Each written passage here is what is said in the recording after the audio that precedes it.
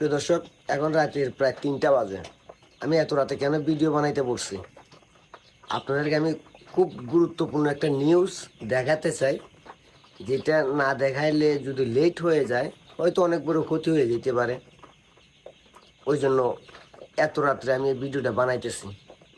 তো চলেন আগে আমি নিউজটা আগে আপনাদেরকে দেখাই, তারপরে কথা বলতেছি। এই নিউজটা আগে শুনেন।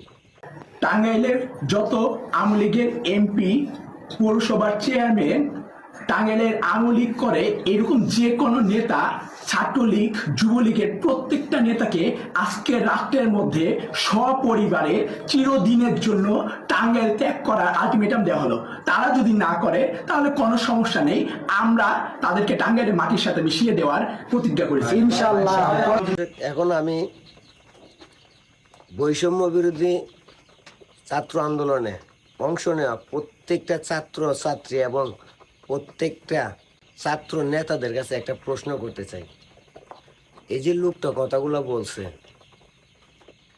যদি এরকম কিছু হয় তাহলে কি বাংলাদেশের বৈষম্য বিরোধী ছাত্র সমাজের জবাব দেওয়ার কোনো উপায় থাকবে? এইটার জন্যই কি বৈষম্য বিরোধী ছাত্র আন্দোলন হয়েছে? এইটাকে কি বৈষম্য বিরোধী দেশ বলা হবে? কি বলছে এরা? নিজেকে আবার ছাত্র দাবি করতেছে। আমি একটা ভিডিও করছিলাম, এই যে ছাত্র সমাজ এদের মাথা বিক্রি করে এদের মাথায় খাটাল ভেঙে খাবে শকুনের দল।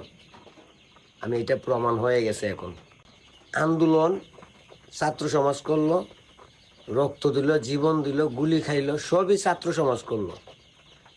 আর এই ছাত্র সমাজের মাথায় বসে এই লোকগুলা দেশটার মধ্যে জ্বালাও পোড়াও করতেছে, আর বদনামিটা হচ্ছে ছাত্র সমাজের। এখন আমি বৈষম্য বিরোধী ছাত্র আন্দোলনের নেতাকর্মীদের বলি, ছাত্রছাত্রীদের বলতে চাই, এখনো সময় আছে, কিছু একটা করেন।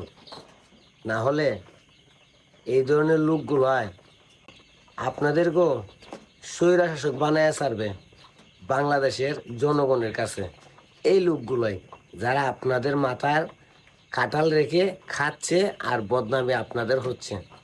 তাই বাংলাদেশ ছাত্র সমাজকে বলি, সতর্ক থাকেন, এই ধরনের লোকদের কাছ থেকে দূরে থাকেন, কারণ এরাই বাংলাদেশের সবচাইতে বড় স্বৈরা শাসক।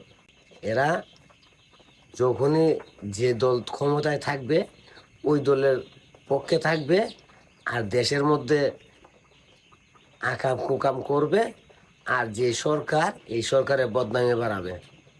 এরাই হচ্ছে দেশের সবচাইতে বড় স্বৈরা শাসক।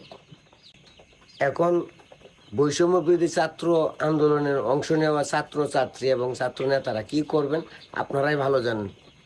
ভেবে চিন্তা ভাব ফেলান, যাতে শেখ হাসিনার মতো আপনাদেরকেও বাংলাদেশের জনগণ স্বৈরা শাসক না বলে। ভালো থাকবেন সবাই।